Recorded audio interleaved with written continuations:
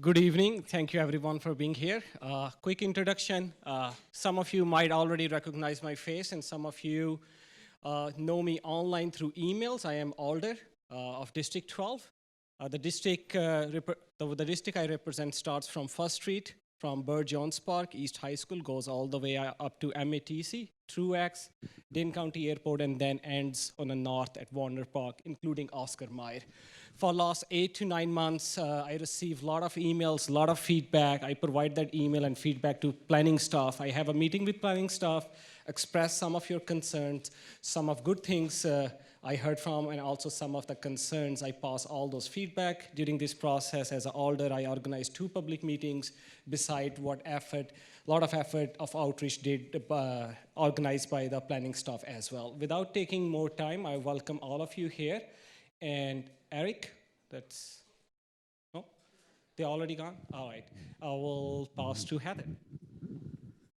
Thank you so much, Alder Abbas.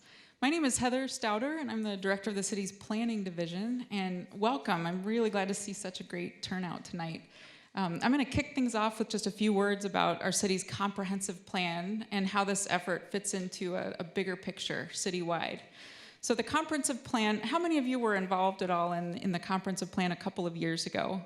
Anybody? Yep, couple hands in the room. The city council adopted our comprehensive plan in August of 2018 after really broad involvement across the city with a lot of different stakeholders. We reached about 15,000 residents overall with that process. The comprehensive plan is a document that really looks out 20 years into the future, looks at our growth projections and really plans for city investment and policy for the next decade. The comp plan will be updated every decade, and we'll keep on looking forward 20 years and planning for the next 10. As you all know, the city is growing fairly rapidly for a Midwestern city. We're adding about 2,000 new housing units a year. We're on that pace and have been for the past few years.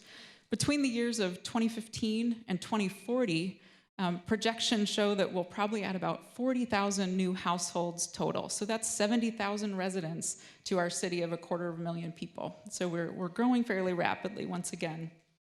Meanwhile, we're trying really hard as a city to take our transit system up to the next level. Many of you have probably heard the mayor's goals toward looking toward bus rapid transit, which is really, just like it sounds, a much more rapid version of our bus system that will look at high priority stops and probably double the size of buses and really expedite people's trips, especially commuting trips home to work. We really want to ensure that we have better mobility citywide for people to get around as we continue to grow. This area is pretty well served by transit today and will only get better as the city works towards its transit improvement goals. A big part of what can strengthen our transit system is really focusing growth within transit corridors. And so the land use or the number of housing units and employment opportunities near transit lines actually helps to bolster the transit system and ridership of that system. And so, one of the essential strategies in the comprehensive plan is to try to focus our growth, so looking at those 40,000 new housing units over time, trying to focus that growth near our transit corridors in order to be fiscally and environmentally sustainable as we continue to grow. And another closely related strategy is to work toward complete neighborhoods across the city so that people have a lot more choice as far as where to live, work, and getting around between those areas. This part of our city, the area within this planning area, so the Oscar Mayer site and surrounding area, really holds an amazing opportunity to become a place to live, work, play, and get around easily to other parts of the city. So I think both of those strategies, locating growth near transit and completing neighborhoods across the city really come into play in this area right here. So I think, the comprehensive plan sets a framework for us as planners and for the city council and plan commission to really work on these sub-area plans, these special area plans, and make sure we're working all the time to implement those bigger strategies citywide. And so we're undertaking efforts like this in other areas across the city right now, this year as well, on the south side, and then we'll soon begin similar efforts at East Town Mall and the surrounding area, and on the far west side near West Town Mall as well. Really trying to, again, complete those neighborhoods and make sure we have ample space to accommodate the growth in housing that we're expected to experience in the coming years. I want to thank you all for your involvement so far in this process, and I want to ensure that what you've shared with city staff so far has been heard. We have many members of city staff here tonight. If you want to just raise your hands if you're part of city staff from various agencies here tonight to continue to listen. And I want to just assure you that your input thus far has really helped to shape this plan. And thank you very, very much for coming out and for continuing to be involved in the effort. As of now, I'm going to turn it over to Dan McAuliffe, the planner who's been really managing most of this planning process, and he will take it from here. Thank you, Heather. Again, my name is Dan McAuliffe, planner with the City of Madison. So right now we are kind of at our second major public event for the Oscar Mayer Special Area Plan. Going back, this is the second part of a two-phase process that looks at, what is the city trying to see from Oscar Mayer redevelopment in the future? What are we trying to get out of it as a city? And then how do we make that happen? So tonight, actually before I get started, how many of you have been involved in the process thus far? Been to a public meeting or have seen the documents online? So about half. Okay, that always helps us. So tonight we're going to have a relatively brief presentation talking about what has happened so far in the process overview. We're going to go a little bit more in depth onto some of the engagement that we've done, as well as specifically talk about the key constituency advisory group, one of the efforts that we've had to reach a lot of populations that may not be underrepresented. Talk a little bit about the plan highlights and the changes that have occurred from the draft plan, which was unveiled in October, to what was,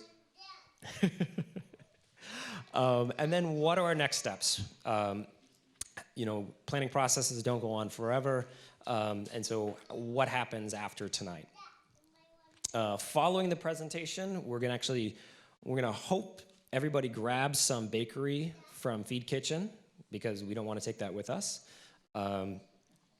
So hope you guys enjoy that. And then we'll also recess to the lobby and we'll have facilitated discussions at the stations with many of the different elements of the plan. Hopefully, we'll definitely be wrapped up by 8. Unless people want to stay and talk, then we'll do that. Another thank you, I definitely want to thank Rice Schraben. They are the owners of the Oscar Mayer site for letting us hold the meeting at their newly renovated office building. It's a really great space. We think it's a kind of a sign of things to come. So looking back at our process, while the special area plan has been going on for several months now, it really started back in 2018 with the strategic assessment, and that was, as I mentioned, that was really to establish the vision and the redevelopment objectives for that, and a fairly extensive public engagement process that included work that was done by the Oscar Group, as well as a couple open houses to really understand what residents were hoping to get out of the redevelopment. There were several strategic committee meetings, and that led to the adoption of the special area plan, which occurred in February of this year. Starting in the special area plan, we've had quite a number of meetings, some more visible than others. Many of you may have been with us when we walked the site back in, I think that was July, as well as our major public open house in October. But we've had several other meetings and continue to have other meetings. So now we're kind of coming to the end of this process where we have a draft plan, as well as a revised concept. All of that information is on our website, as well as you'll see materials out in the hallway. But a little bit more about our engagement data. So we've had over 20 different meetings or community events, again, ranging in scale from events like this to meeting with neighborhood associations or other groups trying to really understand their perspective and their thoughts. So far, we've reached about 450 to 500 people. So a fairly robust participation. That may double count some people who've gone to a lot of meetings, but that's kind of one of our metrics. We've also done some interactive polling, as you may recall from our October meeting, as well as in online surveys, and that's certainly helped us understand the perspectives, the very diverse perspectives of residents that are participating, and help shape the plan as we move forward. I'm going to turn it over to Annette Miller to give a little bit of update as to what has happened with our key constituency advisory group, and here is Annette. Good evening, everyone. My name is Annette Miller. My business is called Equity by Design, and basically what my work is really trying to work with organizations to help reach out and bridge to diverse voices. It can be very challenging to help people who live on the edges or not always feel represented or welcomed in public processes, maybe don't understand why they should be paying attention or what they should be paying attention to, just because of the way in which processes are designed, sometimes making people come downtown, making them follow a format or a process that doesn't really make sense for how they want to give information. So what I try to do is go to where the people are and try to set up processes and ways and questions for people to get engaged and understand how they can hook into what's happening around them in the community. So I've been doing this for over 20 years, but I've been doing this as a business for 3. So I'm really excited and feel that this is good work to be done. And so I was really excited to be invited to be able to work on this project with Vanderwall to talk about engagement. So our main purpose is, like I said, in terms of engagement goals, is really to try to create some momentum and interest in what was happening, helping people understand what's happening with Oscar Mayer in this redevelopment. What does it mean? What does it mean for them? Helping people understand what kind of decisions and input they could make, and really trying to put it in language that really resonates for them. So really trying to make sure that we reach the widest possible audience, and then also think of different ways in which we can engage people in their participation. And then really trying to use networks that I have and others have to really get down onto the ground, to really reach out into the neighborhoods, into different diverse communities, African American, Latino, Hmong, mixed race, Native, Indigenous. It takes a lot of work and a lot of effort to really think about how you're going to talk about all that's happening on this type of project, and then sort of customize it to these different groups, and that's what we did. So that was the purpose of it, and in doing this, we really made sure that we worked with people on the north side. We worked with the different groups, and really tried to leverage. There's a lot of diversity on the north side already, so we really tried to make sure that we talked to key influencers and people on the ground in the north side to try to make them aware about what was happening, and really creating connections and getting advice from them on how we can include and create space for them. This was sort of the result. So even when you do good work, it doesn't mean that you always get the outcomes that you want, but we were pretty excited about the fact that we sent out 79 unique invitations to all these different racial, ethnic, and linguistic groups and cultural groups. And we had a pretty nice showing overall of 79 people who were interested and aware, and then also making sure that if in-person meetings weren't working, also looking to use online survey as another way as well, and then really sending that out to lots of different people. So what we found is that of the unique invitees that we reached out to, 60% of them were African American, 18% were Latino, and then we had another 22% that were other. Majority of participants were female, about 62%, and then males 38%. So in working with the focus groups over the time period of June through November, and this includes the walking tour that was kicked off in June, and then with the other strategy that we did is rather than trying to talk about the fact that we have this big, huge redevelopment project, we pulled out some particular key themes that we felt would really resonate with these different racial ethnic groups. So we talked about inclusivity. What would make a community inclusive to them? How should we be talking about that? What should it look like? Transportation, that is a really key issue of concern and discussion, and always has been, but in particular, it's very important to our diverse communities.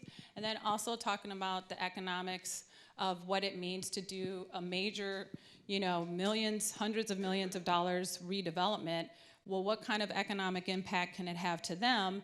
And what does it mean in terms of opportunities for them to build businesses, grow businesses, offer services, et cetera, right? And so we ended up doing these different themes and then inviting people into the space. So what I did is I grouped some of the responses that came from the focus group. So from a neighborhood and housing perspective, a lot of these groups talked about how everything feels really compartmentalized, that they would like to see more lighting and signage and gardens. They'd like to see people walking around. How do you know that there are people if you can't even see them?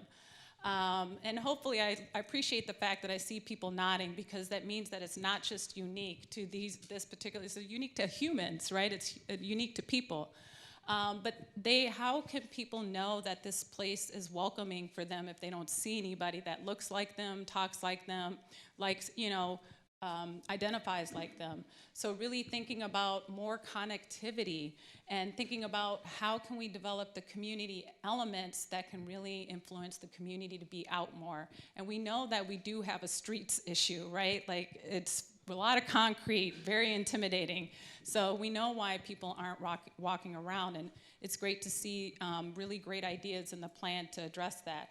Neighborhoods are not felt to be safely connected. So thinking about, how you get from A to B and how safe is it to get from A to B? What do you have to do to cross streets or not cross streets? Or how much time do you have at a light to cross a really busy intersection? Are you gonna feel safe? And then also having clearly marked areas where it's safe to walk and cross the streets, and different options and ways to do it. In terms of transportation, a key comment was that this area feels very vehicle dependent, that the routes don't always go all the way to the area. Sometimes people have to walk quite a bit from a bus stop. What is the north side accessible to, right? When I think of Milwaukee, that's saying the bridge to nowhere. It's like, and not that this area or this community is nowhere, it's just that the way that it's been designed doesn't help people understand where they're going or how they can get to where they're going.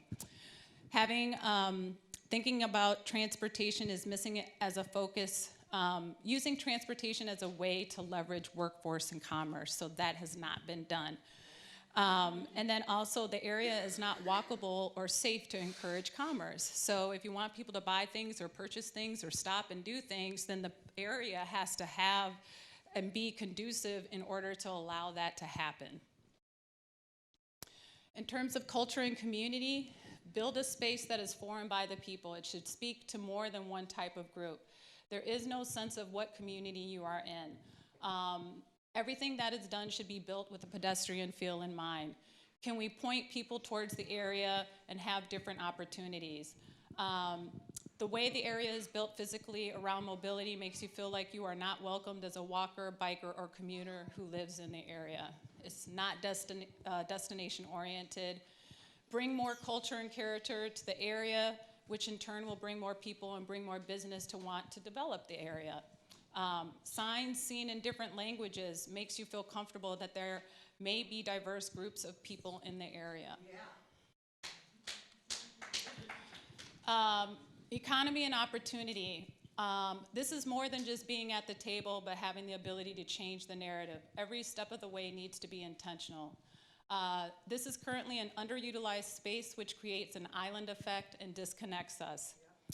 The airport is nearby, and there are no connections between that opportunity and this area. This is the area that people see when they're coming from the airport, right?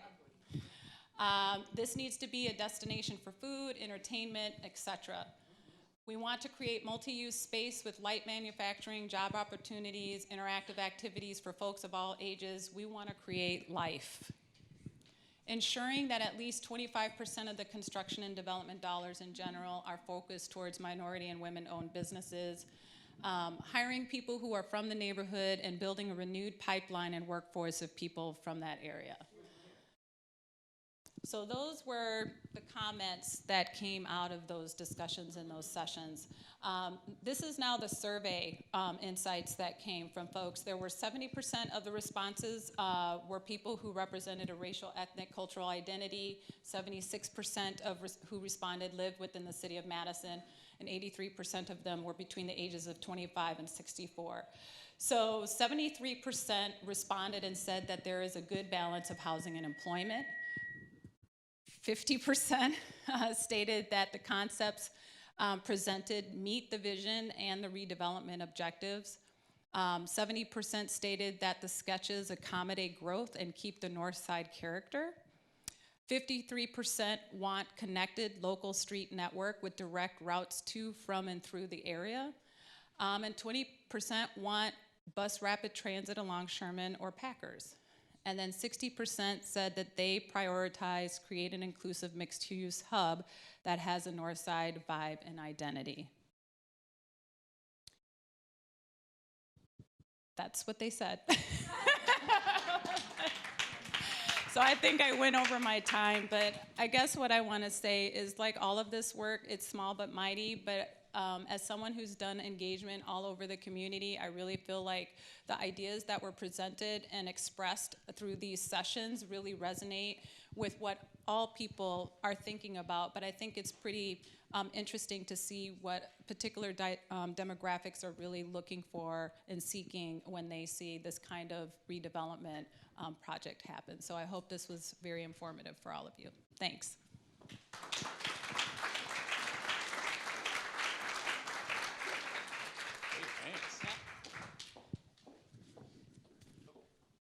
Oh. They could probably hear me anyway. Good evening. I'm Rob Gottschalk from Vanderwall and Associates.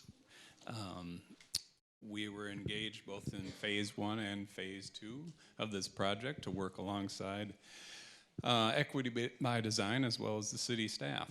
So I think a lot of the things that Annette just described about a really enriched process that got a lot of good input. I think you're going to be able to see, I heard a lot of comments or reflection. You're going to see those ideas reflected in the plans that you see tonight.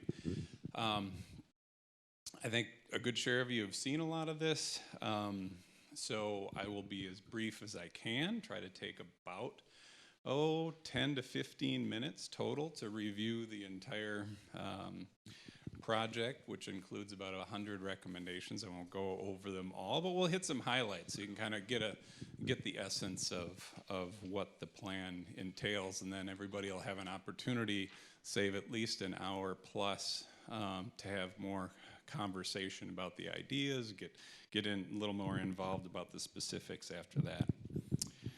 So I'm going to just jump right in. So in this entire study area, it's about 425 acres. There's over close to 150 acres that are either vacant or underutilized. So this whole idea is, how do you think about this for multiple generations? This is this huge opportunity that Heather described to transform kind of the core of this area between these great neighborhoods. So one of the key things, these are the big picture concepts that were kind of developed through the input process and our analysis is, first of all, to weave. This is an opportunity to weave the north and the east sides together, make sure we keep this a major employment hub in this location, that we're creating this inclusive mixed-use hub along kind of a transformed commercial avenue that is once much more of an industrial corridor to a more walkable district. Ensure there's more connections east to west with a new roadway that would go between Sherman and Packers, plan for bus and rail and transit, and incorporate the wetland into a neighborhood park. All this being a great gateway to the entire community. So those are kind of the foundational concepts that you'll see brought out in the rest of the plan. So how do those start to kind of lay on the landscape or the geography of the area? If you look at this, let's see if I can get this to work, just to make sure everybody's oriented. Here's Aberg, Packers, East High, and commercial right here, just to get everybody on the map. So what you see from a land use perspective, how those ideas lay out is the majority of the eastern side is primarily employment. On the western side of the tracks is more of a mixed residential area in the future. So you'll see a fair amount of transition in the center, kind of a mixed use, higher density core along the Commercial Avenue corridor. And then obviously we talked about some of the park and open space uses that we'll touch on more. So that's overall the most basic, simplistic perspective of how this works on the western side. I'll kind of zoom in here and you see, so you can certainly, hopefully see in the back that, again, commercial Aberg, this is kind of the heart of the area, that the western side, a mix of residential uses on a grid of streets organized around a new neighborhood park. In the center, higher development intensity, the mix of uses along the street corridor organized around new urban open spaces. A couple things that have changed. I think Dan mentioned earlier, since the last draft, after we got input, a few things that have been revised is looking at this, mentioned this cross street that connects from Sherman to Packers. Originally, we were kind of looking at an orientation like this. We've worked to connect it from Roth over to basically at an intersection where Coolidge extends. We understand that's an issue for absolutely.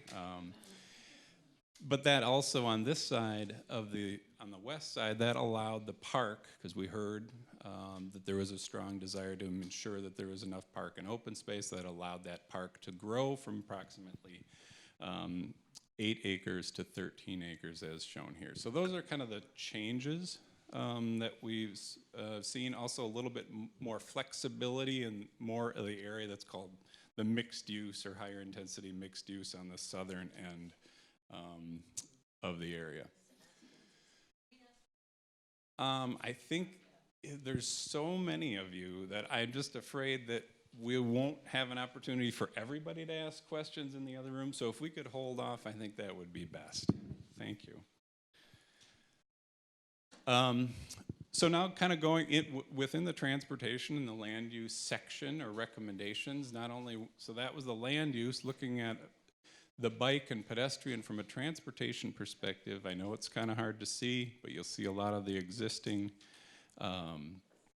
bike infrastructure, but it's really difficult to connect these neighborhoods in a safe way to the central city or the Cap East, and one of the core objectives is to add a major bike connection along the rail corridor that helps connect the neighborhoods in a safe way to the rest of the community, and some other additional connections as well.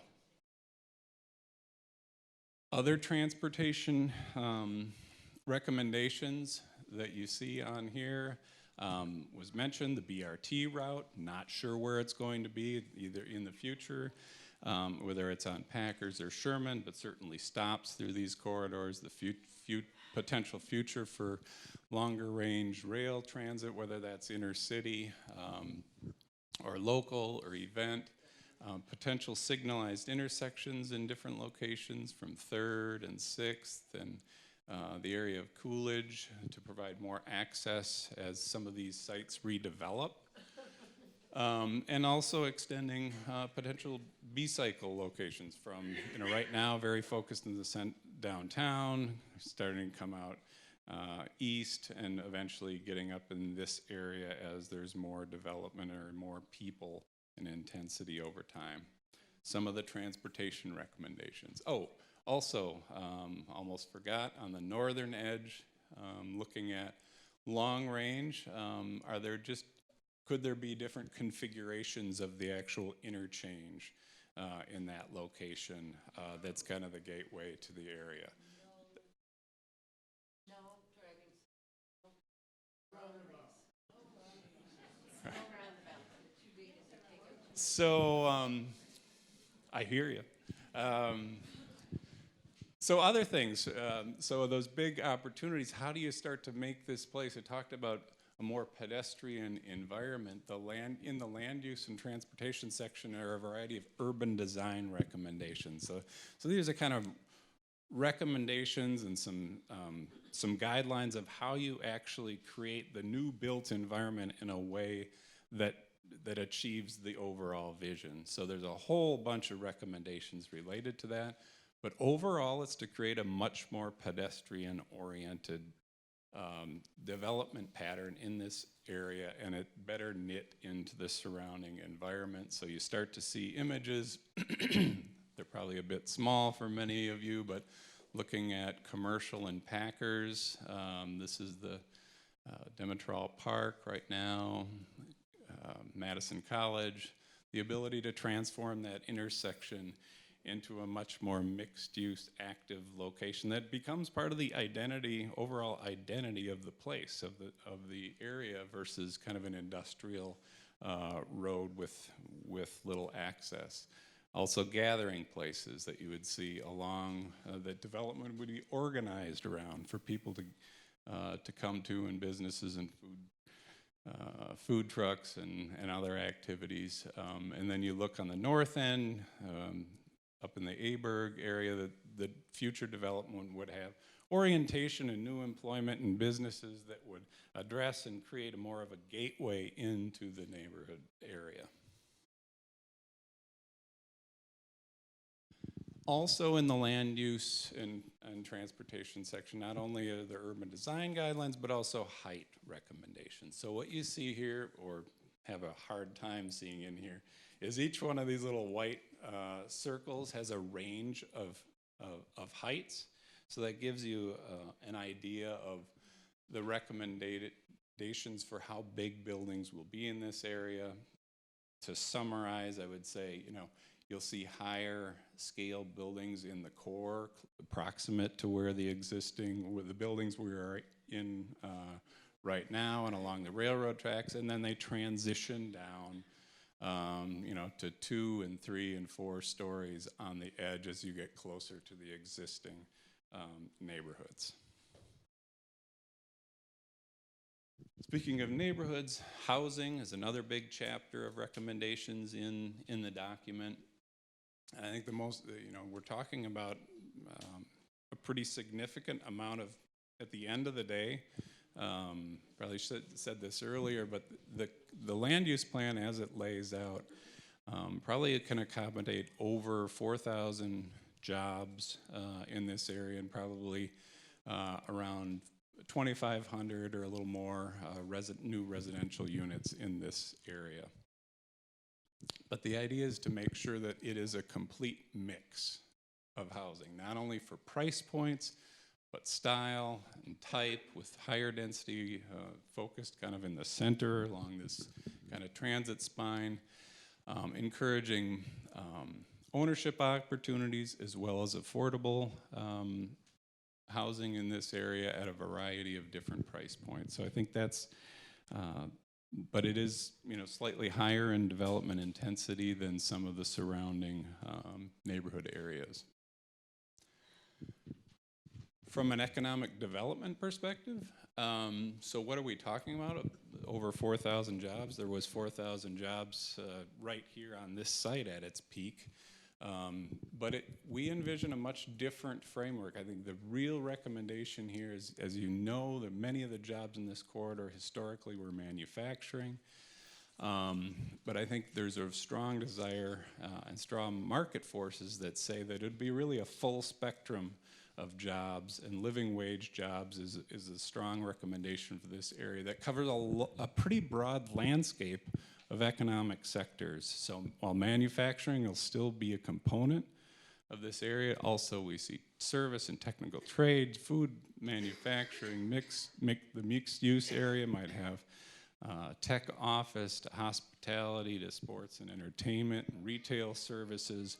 So really jobs that cover a wide variety in this area, which I think will make a really dynamic place and provide jobs in a walkable location to the surrounding neighborhoods.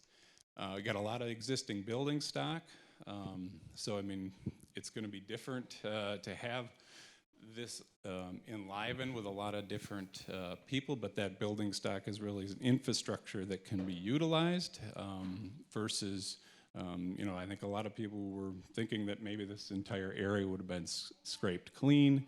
That is not the intent, as you can tell, of the property owner who has acquired it. Through the KCAG conversations, it was also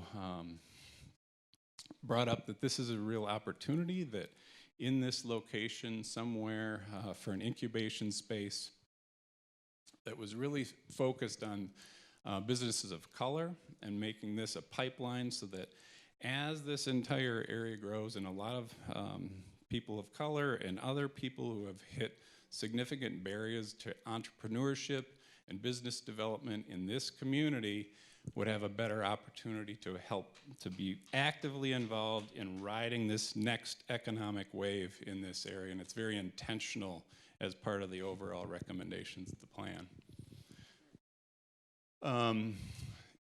The other piece of this is, as we look at this transformation to a whole different subset of jobs in this area is, you got East, Shabazz, you've got Madison College, the Job Center, all this educational infrastructure. Let's make sure that our next generation of kids and members of our community are totally dialed in and prepared for the next wave and the skills that are needed to meet the next wave of jobs that are within our own community right here.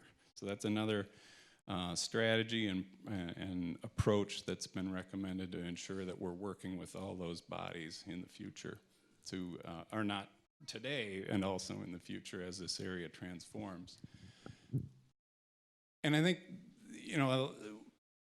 a lot of people think of a major employment center, especially today. You see them on the edge, a big industrial park or a business park that's maybe a little bit more sterile. That is clearly not the objective here. It's to create this real place that has the infrastructure that stays, but also kind of build on that, make sure that it kind of fits the personality of the North Side, that it kind of maintains this North Side vibe with the local businesses integrating with local art, attractions, performance venues, public spaces, the things that tie this to place and ensure that's deeply knit into the development of the entire area.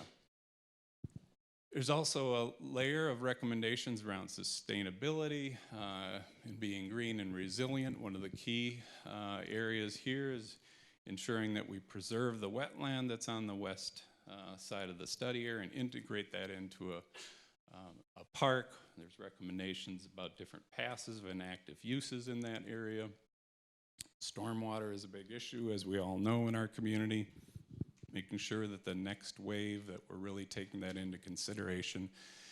As to the types and how do we improve the stormwater quality, but also try to handle some of the quantity issues as these areas develop. And certainly from a carbon perspective, just the orientation of what we're looking at from a transit-oriented and walkable area to reduce the amount of carbon through reducing the amount of single occupancy vehicle trips is really the overall objective of the plan as well. And the last section of the plan is, so a lot of these things are the what. This is more about how do you get it done. There's a section on governance and implementation steps. A lot of this property is not owned by the city of Madison. So it's going to take a lot of partnerships. This is a pretty ambitious vision and plan for this area when you take all the pieces, you know, and especially when you get into the meat of the recommendations. It could have a pretty transformative impact, but that is only going to happen with it's not going to happen by itself. It's going to take some proactive work on behalf of the city, the private sector, institutions, neighborhoods, development community, the business community to make that happen, and use the economic tools that the city has and the city and the state have to help pull this together.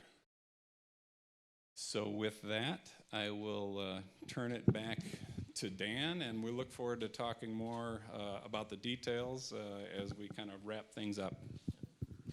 Thank you, Rob. And just recapping,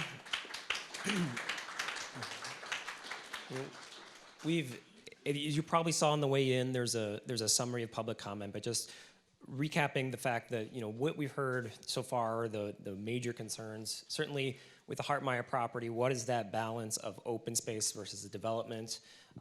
We're hoping that we struck the correct balance that balances the city's need for locating housing on transit routes, but also the preserving and protecting the wetlands and providing sufficient open space for the current and future residents. Certainly with Coolidge Street, the residents justifiably have a concern about the impact on traffic. There is a lot of support for a bike and pedestrian connection. Thinking about how that intersection, are there ways that it can be configured to limit the through movement? Certainly that's something that can be looked at moving forward. The metro facility, the satellite facility, we've heard concerns about the impact of traffic as well as the impact on the rest of the development. Certainly those are things that we think can be addressed as well. Roundabouts, we understand that some folks are not fans, and as we've explained in the document, that the roundabouts are really just kind of a possible intersection type, but that really will be determined by future study, if those happen.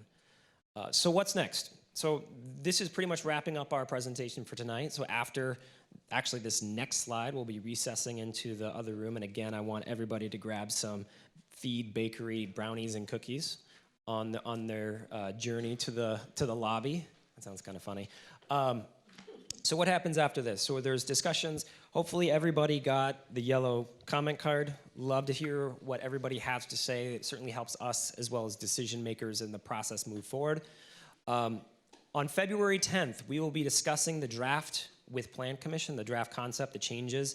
Plan Commission, we will certainly be asking them, are you comfortable enough with the draft where it is at to begin the official city review process? And that's what's called introduction.